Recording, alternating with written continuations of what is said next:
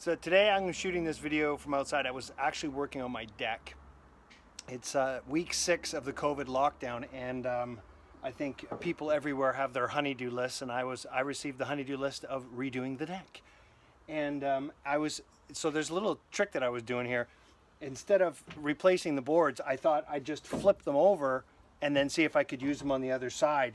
But as you can see, the boards are pretty crappy, and it reminded me again of accounting firms. I don't know what it is with me, and always everything reminds me of accountants, because I was in public practice myself for 26 years, so clearly I'm attached to it. But here's one of the things I was thinking about is your inventory, your client inventory.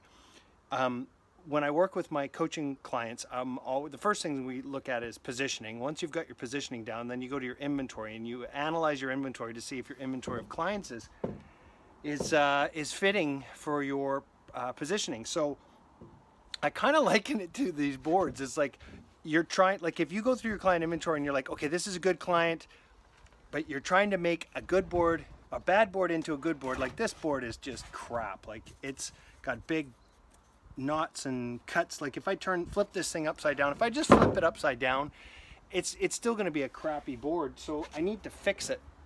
I need to replace it. I need to put a new board in its place. So I can't kid myself on the value of the boards, just like you can't kid yourself the value of your clients. So one of the things I highly recommend you do is do a regular inventory. But before you do that, you have to have your positioning. You have to know who you're serving, what you're doing, what you're not doing. Again, we go through a whole process in that in the Accountant Success Formula program. But even if you're not in the program, look at your inventory, look at your client inventory, because like one bad apple can ruin an entire batch. And that's the same thing with your inventory.